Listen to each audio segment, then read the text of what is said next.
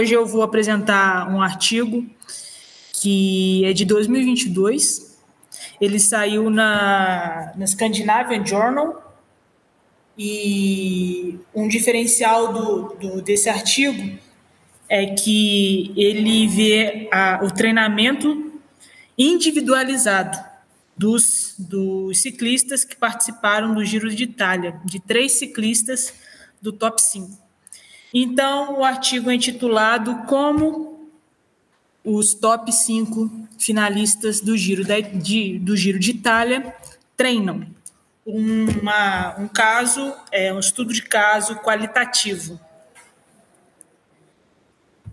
Então, o ciclismo de estrada, ele é um esporte de resistência muito exigente, que os competidores, que os ciclistas, eles chegam a percorrer entre 30 mil a 35 mil quilômetros por ano. Isso mais ou menos dá uma média aproximadamente de 1.000 horas de prática. Então, é um esporte que realmente ele é muito exigente. E não é óbvio, né, que diferentemente os grandes tours, né, como o Tour de France ou o Giro da Itália, a Volta da Espanha, elas são competições muito grandes, muito famosas também, e que têm uma duração muito longa. Então, geralmente, eles duram em torno de 21 dias de competição, e dentro dessas competições, os intervalos, né, de descanso entre os atletas é muito pouco. Geralmente também 2 dias só de descanso dentro de 21 dias de competição. Então, é realmente competições muito desgastantes, pesadas para os atletas. E esse estudo, ele ressalta na introdução que muitos estudos eles levam em consideração equipes que participam dessas provas, mas muito poucos estudos levam em consideração os competidores individualmente, como eles fizeram a preparação, como eles treinaram. E esse é um dos primeiros, segundo os autores, que trata dessa perspectiva, de ver como que os ciclistas individualmente fizeram a sua preparação para essas competições. Então, o objetivo do estudo é justamente descrever as estratégias de preparação de 3 ciclistas presentes nos primeiros lugares na classificação geral do Giro de Itália. Então, eles pegaram 3 ciclistas dos top 5 e fizeram uma análise retrospectiva, depois eu vou mostrar, do treinamento deles, né, da preparação para a participação no Giro de Itália. E eles não falam no artigo quais foram as posições, né? Só fala que foram 3 ciclistas que ficaram entre os top 5. Então, a metodologia, 3 ciclistas, que eu coloquei também a tabela de caracterização da amostra. Então, a gente tem 3 ciclistas de idade variando de 25 a 27 anos, o peso também variando de 57 a 64, não muito altos, né, de 166 a 173 de variação, e alguns outros dados também, como o consumo de oxigênio, né, o VO2 relativo, que dá de 80 a 82, então são ciclistas, né? São pessoas bem com um VO2 relativo bem alto, e alguns outros dados que eu vou falar depois um pouquinho mais para frente sobre. Então, o desenho de estudo foi uma análise retrospectiva de treinamento e de preparação de 22 semanas anteriores ao Giro de Itália. E aí os dados coletados foram volume semanal em horas, intensidade de treino, baixa, média e alta, que foi feita a partir do FTP, que é o limiar de potência funcional, Então, pelo que eu entendi, o FTP é como se fosse uma velocidade máxima aeróbia, talvez, e aí, a partir disso, eles fizeram as divisões da intensidade de até 85% do FTP, baixa intensidade, de 85 a 100, intensidade média, e acima de 100%, alta intensidade. E aí, fora isso, eles também contabilizaram, coletaram treinamento em altitude, participação em competições durante esse período e as estratégias de tapering. Eu acho que ficou, não sei se está dando para enxergar bem, mas eu vou falar, né? Então, os ciclistas, eles competiram, né? Corridas, eles fizeram o A fez 17 dias de corrida, o B 22, o C 29. E uma coisa que eu achei interessante é que dos três, somente o A não fez a utilização do treinamento em altitude. O B e o C fizeram. O B ficou 55 dias em altitude e o C 39 dias em altitude. E aqui a gente também tem o volume semanal de treino, né?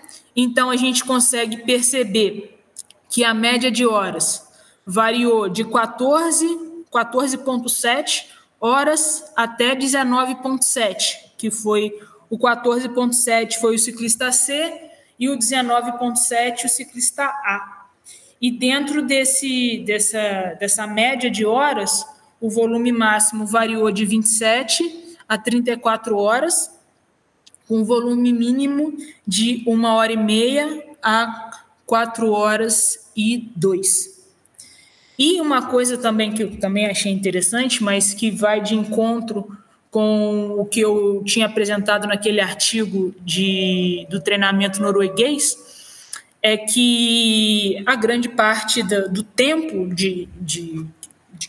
do que os ciclistas estão correndo, né? Qual é a zona de intensidade que eles utilizam mais, a gente consegue perceber por essa tabela que a zona 1 é a que eles que tem a maior predominância de treinamento e de horas, dentro da zona 1, que é de leve intensidade, que aqui a zona 1, em média de hora, variou de 764 para o ciclista C até 1.077 horas para o ciclista A.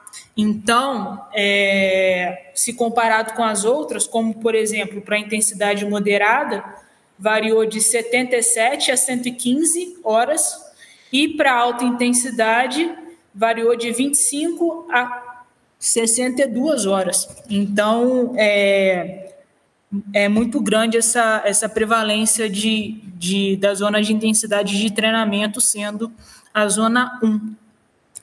E como a gente vê logo depois, né, que é o volume total de treino dividido em percentual dentro de cada uma das zonas, a gente consegue perceber que em todos os três ciclistas, a zona 1 foi realmente a predominante, sendo que no ciclista A, 91% do volume total do treinamento dele foi realizado dentro dessa distribuição, né, de primeira zona, né, distribuição ali de intensidade leve.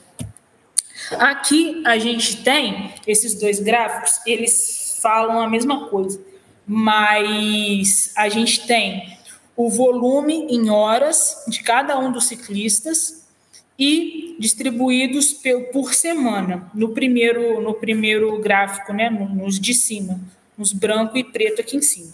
Os que estão embaixo é justamente essa distribuição dentro das zonas de intensidade. Então, o verde é a zona de intensidade mais baixa, o amarelinho é a zona moderada e o vermelho é a zona severa, né? É a mais forte. Então, a gente consegue perceber que O A, por exemplo, ele treinou grande parte, como eu disse lá na tabela anterior, né? Levando em consideração e treinando dentro da faixa de primeira zona, que é de intensidade mais baixa, e com o aproximar da competição, que aqui nos gráficos, ele fala no texto que é onde tem essa linhazinha pontilhada. Aqui no gráfico de cima, tem uma linha pontilhada que ali marca quando começou o Giro de Itália. Então, a gente consegue perceber que tem essa mesma linha pontilhada no outro gráfico, né, no de baixo. E, com isso, a gente também consegue ver que aqui, por exemplo, o A, a gente não teve o treinamento em altitude, mas o B e o C tiveram. E dentro desse gráfico, a gente consegue perceber que o B, por exemplo, ele fez o treinamento em altitude, o B e o C utilizaram a mesma altitude, que foi 2.800 metros.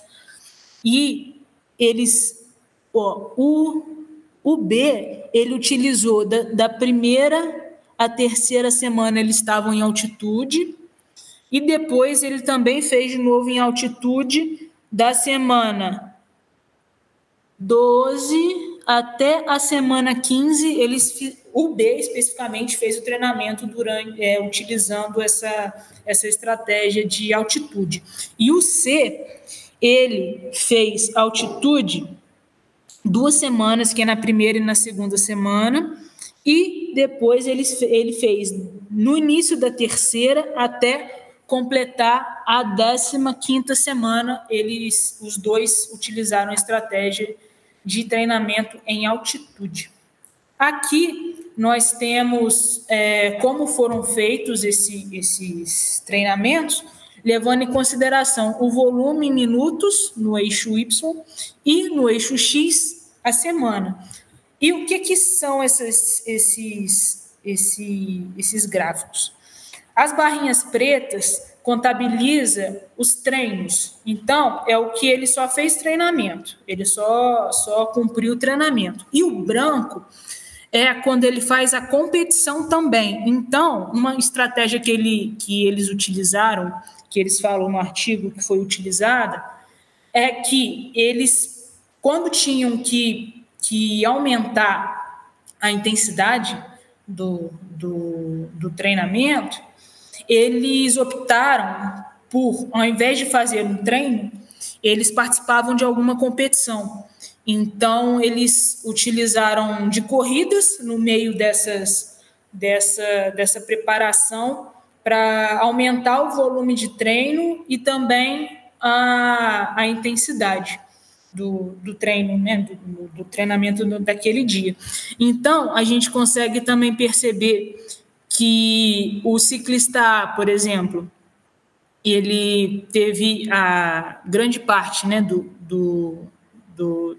teve uma predominância maior de treinos, de volume em treinos e alguns poucos aqui em competição. Só que o B e o C, eles já tiveram mais competições realizadas durante esse período de preparação do que o A. E a gente consegue perceber também pela quantidade de blocos brancos em relação aos pretos, né?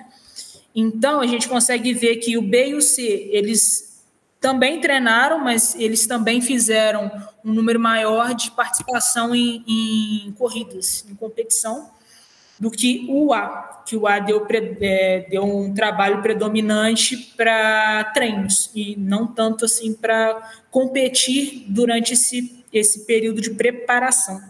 E aí aqui a gente também tem a mesma sinalização de qual era o período que eles estavam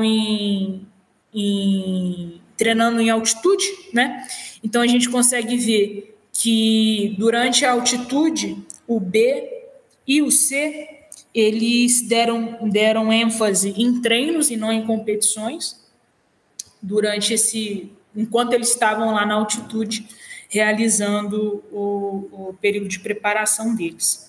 E a gente consegue ver também, é claro, que a predominância do treino acontece em baixa intensidade, e depois a gente vem um pouquinho mais para moderada, mas a alta mesmo, a gente consegue perceber também que a alta intensidade se dá a partir das barrinhas brancas. Então, mostra também que a alta intensidade ela foi realizada durante as provas que eles disputaram, que eles competiram durante esse período de preparação.